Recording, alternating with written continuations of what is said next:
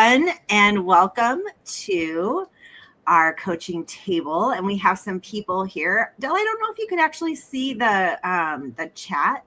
If you I can. that. Okay, well, I'll let you know. So we have Kathy Ellinger here, and she says hello. And of course, our lovely Gail Porter, who lives in Florida with you. And then we have Ann Griffin. So she is here as well. And today I have Del Bates with me. She is the author of, Lamba's Journey with Jesus. Okay. That's what I thought. I was like, I should have looked this up, but I worked with your book enough to know.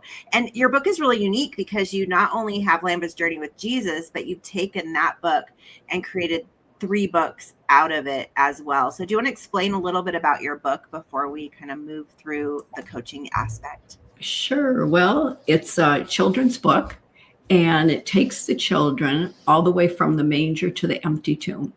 So it starts in Bethlehem, and then it shows Lamba. He's a little rebellious lamb, and then he runs away, comes back home. He runs away again, and he ends up in Jerusalem. And in Jerusalem, he meets Jesus. And he has this peace which is within him.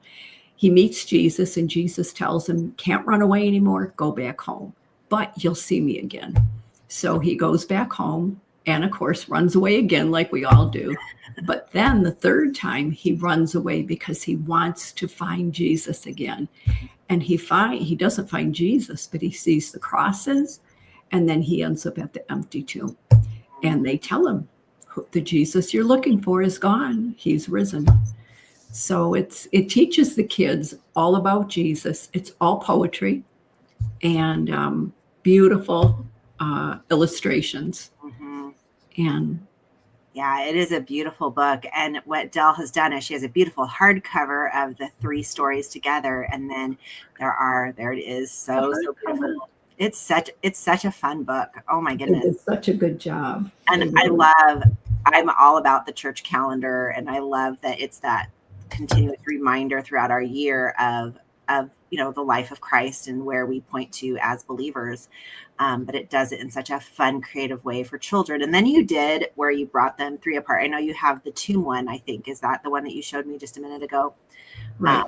This is that's the first one, Lamba at the Tomb. So cool. So she has 3 individual paperback books that she can use. And, as I was thinking through how we have these products now, the anthology is what kind of that big piece that they want to buy.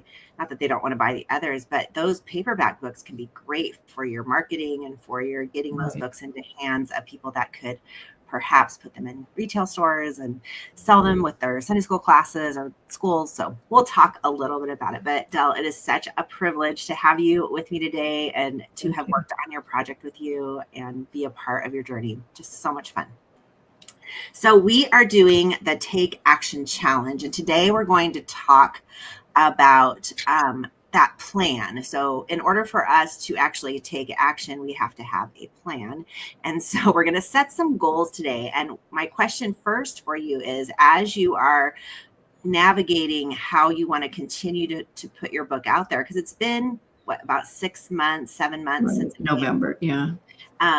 Now, the hype has kind of come down from the launch team and all of that. And so how do we continue to gain momentum? Because even though the launch is over, the story still continues to be a benefit to those that would read it.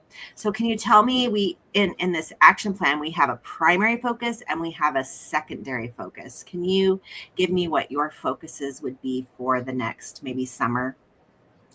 Well, one of the things I got into is authors in the grocery store. And so I did that for Christmas. And the week before Christmas, I sold 1,000 books. I did it for 8 days straight. And my goal, my grandson asked me, Grandma, what's your goal? I go, I don't have a goal. I'm just going to sell books. So I was there 9 days, and I said, my goal, I'm going to take 10 books a day. I ended up selling 101 books. So I was over my goal, and it was a lot of fun. And so you just go in the grocery store. There's certain states that have it. So my goal now is to go during the summer because it's not here in Florida, but it's in Michigan. So I want to do it again, but I know Fridays are the best day at Kroger. So I go every Friday and they have a contest. It's the first time they've ever done it. And it's from June until September, the person who sells the most books. So I'm back at it again. Wow. I love it. So we need to then develop a goal or a plan for you to really leverage that opportunity.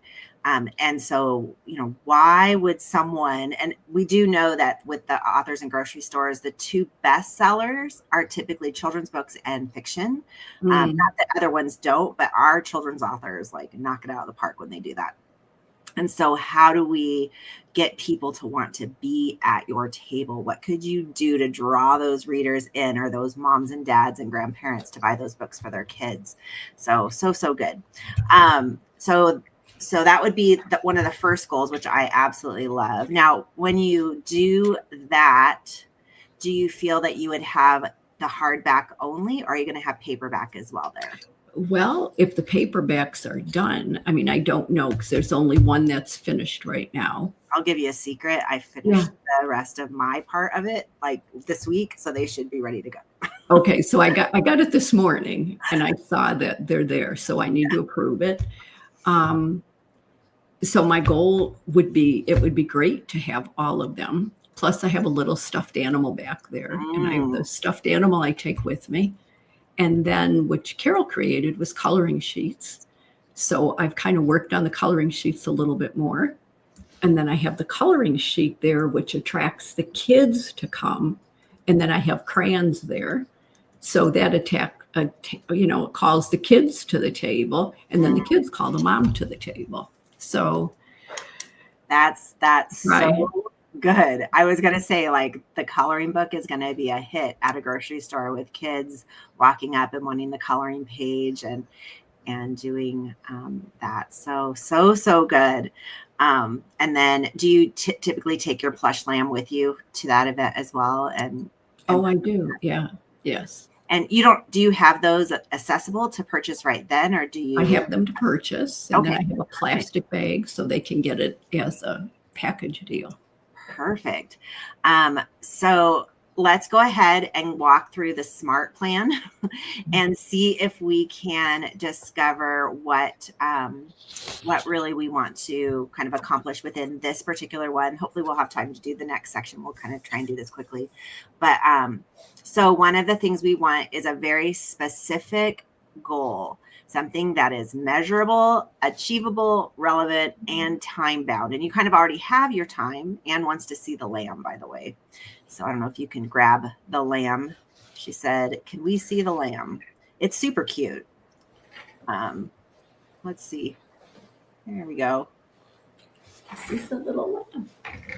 So that's Lamba. There he is. And he has a recorder inside of me telling the story. So the kids can hear the story also. I love that. So does the story do all three stories? I do all three. Wow, that's a deal. That's like an audiobook with a plush toy involved. Right. So I found the guy at NRB, and that's everything is networking. Right. Yeah. So good. I love that idea. And you might have to try that idea out with your devotional, because I know when my grandma lost her, my grandpa, like, we gave her a little lamb, and so you could read devotionals on a little recorder, right? No, I'm just totally kidding. Okay. So as we think through the time of this particular goal that we're going to set, it's basically June through September. So that way we'll have that timestamp. And then what is a goal that you have that's measurable? So what would be like the ideal point every Friday when you go? How many books would you like to sell? I'd love to sell 10, but I'll stick with 8. Okay, so we're going to do 8 books. And then I want you to think of this in a different way, perhaps, than what you are thinking as you just, reach parents and grandparents that have kids. But, in the summer, you also have the ability for kids to be home. There's not, they're not in school. And so a lot of parents are kind of going stir crazy. I wonder if you could come up with something to advertise at your table of an activity to do at home with your Wow. kids. And so you would give them, maybe like a PDF handout that has some activities in it that go along with your stories, because, your stories are very kind of seasonal based. And so how can you use these stories when it's not that season? And how do you bring back, like, let's do Christmas in July, and let's do an activity where we Good do idea. something fun with the neighbors, and we, bake cookies or do something that we would do at Christmas. And maybe even talk about how at the holidays we are so busy, and Christmas becomes a time of just rushing around and trying to get things done.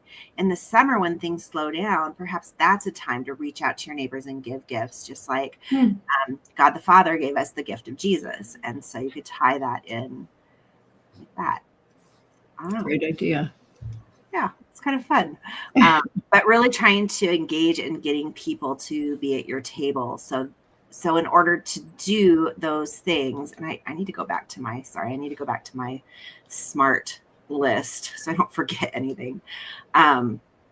So we have the S, what do you want to accomplish, which would be you want to sell books at your table, obviously.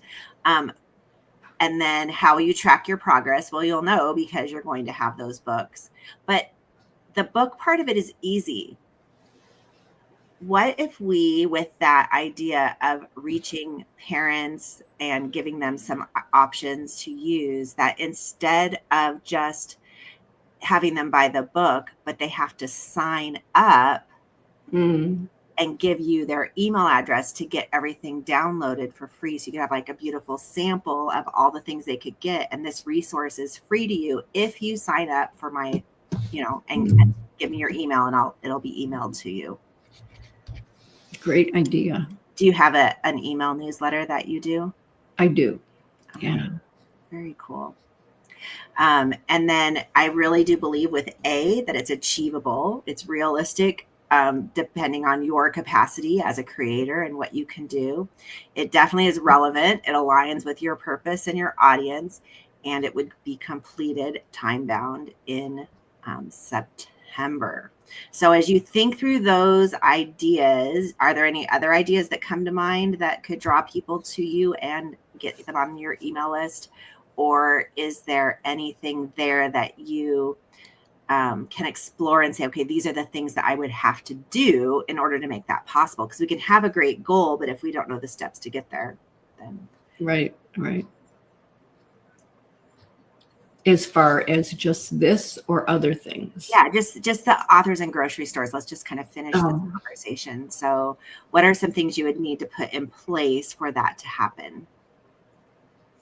I don't know what else. I think what I need to be focused on is the coloring page is number one, and to really create the list. I mean, that would be, I think we did it last time. That's what I'm trying to think. I had that's right. I made little squares and I invited people.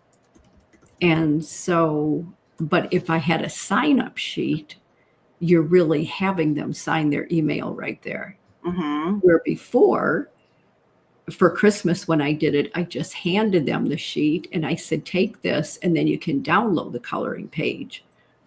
But if I do it this way, then I get their actual email. Right. And I have it. Right. And you'll get it And right then, then and there. And then if I don't have all the books, I could say, and when the rest of the books come out, you'll be one of the first ones to know that all 3 books are out. At least I can bring the first book, but I can tell them the other 2 books are coming. And if you sign up, you'll be one of the first to know. Right. So, right. That's really good. I think that would be a huge help to even one of the other things that I know that you currently have, but you're going to work on it with a twist. So let's go ahead and talk about that. So what's your kind of second goal that you were telling me about earlier? well, Carol knows I have a podcast, Seeds of Hope with Del and Penny, but I'm not on other people's podcast. So I've been talking to Janet McHenry, and she's allowed me to see you need to get on other people, you know. Mhm. So that's one of my goals is to find places that would be looking for children's authors. And even through, Christmas, like when we do our podcast, we'll always take like the month of Easter and we'll find 4 that have an Easter book and we'll have them on our podcast. For Christmas, we'll do like 4 children's authors with Christmas books. Nice. So to try and put that into a little email and to say, I have a book that would work good in the Christmas season, and I'd love to come on your podcast. It's Yeah. just always afraid to go on someone else's. It's more comfortable to be on my own. Right. So, Right. For sure. And, as you think of going on other people's podcasts, because your book is seasonal, you do have to think kind of outside of the box of that realm if you want to start leveraging that, unless you're really going to kind of amp up so that you can get podcasts for the fall that are recorded and then towards Christmas and then vice versa for continuing on in the spring. But I wonder if you could even take stories within your book, like the Easter story, so that the 3rd book about Lamba at the tomb, and kind of tether it to the gospel. So you're going to take, because the gospel is any time of the year, right? right. So taking that story of Jesus' resurrection and walking through, because it does have the crosses in it as well, and walking through the story of the gospel and just allowing people to recognize, like, this story doesn't have to be just for Easter. It could be used just as kids are going back to school, and how do we equip our children to share the story of the gospel, and how do we do it in a fun and effective way? I don't know, what other kind of ideas could you think of through both what could be something in the Palm Sunday story, that like a theme that's there that we could pull out that could be universal? Basically getting kids to understand how Jesus came in on the donkey and teaching them that, and how, just the relevance of him coming in and them calling him king, but not understanding that what king he was. He wasn't the earthly king, he was the heavenly king. Yeah, that's so good. And with that understanding comes a posture of our worship, because when we don't understand who Jesus is, Right. then our worship is worthless. But when we fully recognize he is king and we enter in, and so it could be a whole series on, who is this king that we worship, and how contrast the difference between the people who didn't know who he was on Palm Sunday and what they really wanted when they're crying, Hosanna, save now. They just wanted saved from the Roman government. And we cry out, Hosanna, save now, because we want saved from ourselves and recognize who we are before a holy God. And so contrasting those two ideas. I don't know. I've just got a thought, for so many years I did the kids during the summer. What is it called? I can't even think of it. Like VBS. VBS, yeah. That'd be something to present it as a possible VBS. Whew, man. It would be. I mean, you could write a whole VBS curriculum on it, starting, and almost, because I was a children's director for years, and we almost always had the story of Jesus, both his birth and his death and resurrection, in VBS week. Somehow, depending on what the topics were, but we almost always presented that. So writing a curriculum that kind of centers through the life of Christ, and maybe even adding an additional story where Lamba goes and sees the feeding of the 5,000, or Lamba goes and does something. Del, we need to talk about this. I have an idea. But that would be fantastic. And even so in a VBS program on Thursday, typically it's Thursday, they present the gospel, like in every curriculum. And so I wonder if you were to even discover, like, contact the churches that are in that Michigan area. And literally, when I was just thinking of this morning, when you're in Michigan, like, in Arizona, there is a mega church on every corner. When you're in Michigan, there is a church on every corner. It might be little, but there is a church on every single corner. And just reaching out to them and saying, I would love to come and do a story time, your Bible time, and bring your VBS. Yeah. And then I mean, and VBS, like our church, we would have maybe 100 kids on a Sunday morning for children's ministry, but we would have like 400 kids for VBS. So you'd have 400 stickers and you hand them out and say, buy the story of Lamba, and do some giveaways and fun things like that. What a thought. And so now you have Friday at the grocery store, and then now whatever other day of the week to really get into those VBS programs. I mean, as a VBS director, I would have jumped on that in a heartbeat to have someone come in and tell the story to all the kids. So yeah, I mean, I did it. I don't even know how many years, year after year. I loved it. Yeah, that's so good. All right, so we have kind of 3 ideas on the table for each of the Lamba books that you can leverage, both I think at the grocery store, some of it with the how to, like the Christmas in July idea with the Christmas story, and then the worship idea, and then the resurrection and the gospel for Vacation Bible Schools. So I think you have your work cut out for you. You don't have anything to do in the next few weeks, right? I don't have anything to do lately. That doesn't really, well, and that kind of would help you with podcasting, because trying to think outside the box, if you see a podcast that talks about worship, Right. And even if it's worship to adults, how you can use the story of Lamba to show them worship, but then having those adults take it to the kids in their life through your story. So it doesn't always have to just be about kids. You want to reach the parents and the grandparents and the teachers, because they're the ones that's going to buy the book. Yeah. Good stuff. Yes. I remember the first time we did this and you came up with all these ideas, and I'm like, oh my gosh, it's just all work. It is all work. Oh.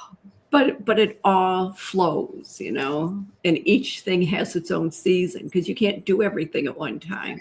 You got to take it step by step by step. And that's exactly what we're doing on the Take Action Plan. Right. So as we talk today, we put a ton of ideas out there, and you have some very smart goals as you try and leverage podcasts coming up, and then also utilizing the authors and grocery stores. Authors and grocery stores is probably your primary, because you already have it kind of put in motion. So really focusing there, and how do I get people to my table, and then take those steps and work backwards. And we'll do that in the coaching next Saturday as well. We'll really flesh it out and have time to actually process it. And then with the podcast, thinking outside of the box of just the simple storylines, and being able to leverage on more of the topic of what is being presented, and how then that's the story layers on top of that.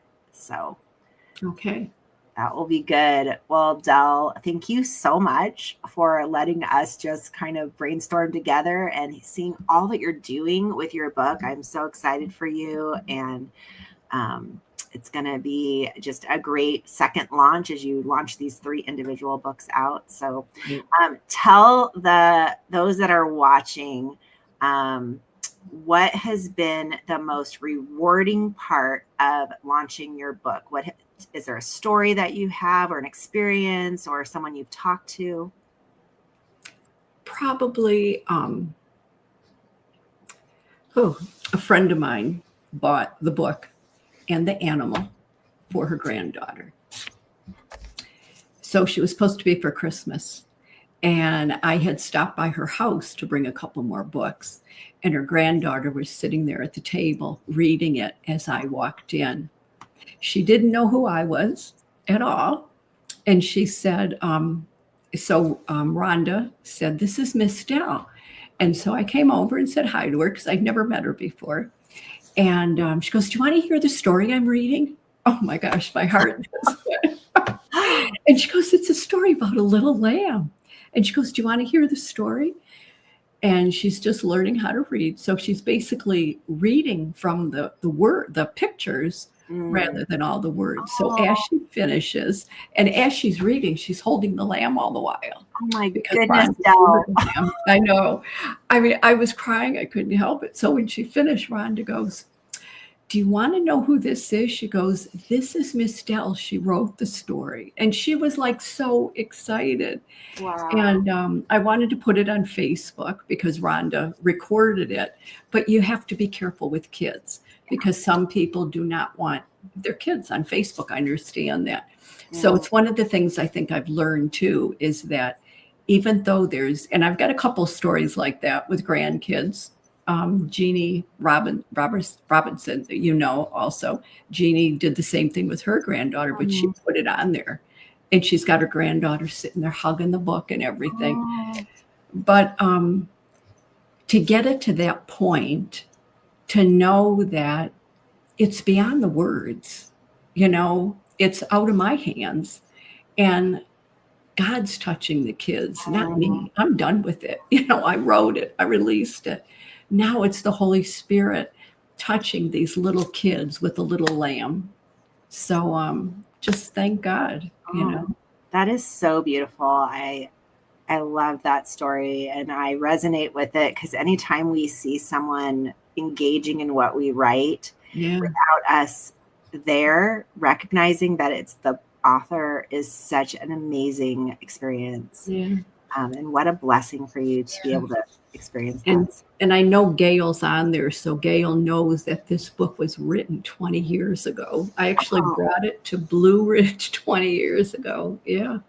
Wow. And now here it is finally. Wow. Well, I'm so glad that you took the time to actually do the hard work of publishing and getting it out there for the world to see. And Del, we just pray blessings on you and your book. And we have been from the very start. And God has so much more for you. And we know that to be true. So thank you. All right. Well, thank you everyone for being at our training on how to create some SMART goals and really think through those areas where you want to focus.